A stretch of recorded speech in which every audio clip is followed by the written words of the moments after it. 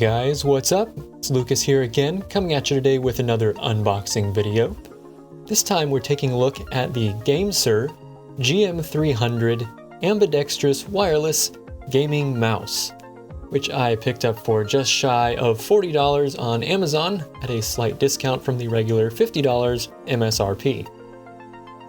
Now, this is a product that hasn't really been getting a lot of attention. There have been just a few other reviewers on YouTube, so I thought I'd throw my voice into the mix. So if you're looking for a new mouse that checks all the right boxes without breaking the bank, maybe this will help you make that decision. So GameSir is a relatively new brand based out of Hong Kong, and despite the name sounding a bit like a knockoff, they've had a pretty solid track record so far, and I think they might really be onto something here. If we take a look around the back of the box, you'll see that, well, mine got a little banged up in shipping, but that's okay. More importantly, the specs here are actually quite impressive. We've got a PMW 3389 1600 DPI eSports optical sensor, and that is no lie, this is actually the preferred sensor for gaming mice made by PixArt. We've also got fully programmable keys, so that includes the left mouse button, scroll wheel, you name it. Things usually not configurable on other mice. Also, we have an Agility X wireless receiver, in air quotes. Essentially the same 2.4 GHz transmission we've seen on other mice, but they are claiming a 1 milliseconds report rate here, which is entirely believable since those claims have been verified on similar mice.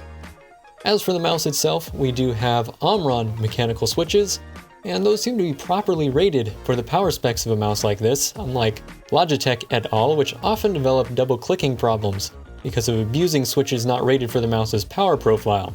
Not 100% sure on that, but these are rated for 20 million clicks instead of 50 million, so to me that sounds like GameSir chose the more appropriate switch for the product, instead of choosing an inappropriate switch just so they can cash in on that 50 million claim.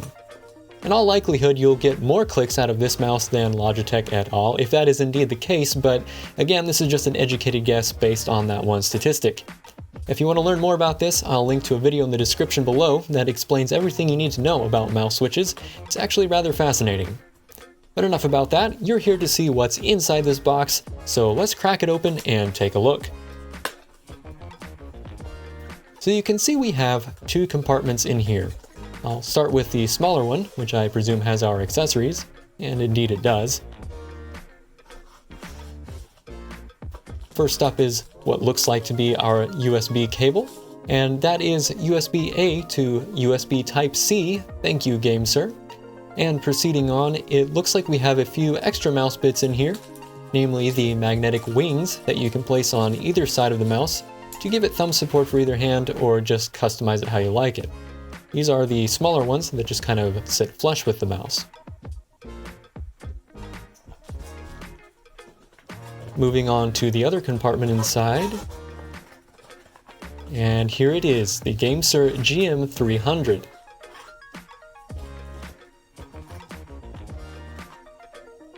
As you can see, it is indeed ambidextrous, as we do have the forward and back buttons on the right side here, as well as on the left side. Also, we've got those magnetic wings for thumb rests, those simply removed with a pull, as you can see. And you can replace them with the other wings to customize the mouse to your liking, just like that. But the customization doesn't stop here. On the bottom, you can see we do have two weighted magnets on either side of the base, and of course we do have that PixArt optical sensor and a recessed power switch off to the right. Lastly, there's a little eject slider, which you can see gives us a little removable tray where you'll find that Agility X wireless receiver. So if you're thinking we were missing something, just know that's where that is. Overall, the mouse has a really nice profile. You could almost call it subtle, but there's still enough flair here to be unique and distinctly gamer without being completely over the top. And that's pretty much all there is to it, really. It's a mouse, it clicks, it scrolls, and it feels pretty great doing it. Of course, if you'd like to learn more, I'd highly recommend checking out the full review on my website, lucasc.me.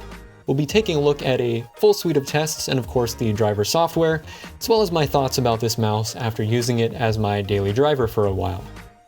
That about does it for this video for now though. Please be sure to like and subscribe if you did indeed enjoy this video.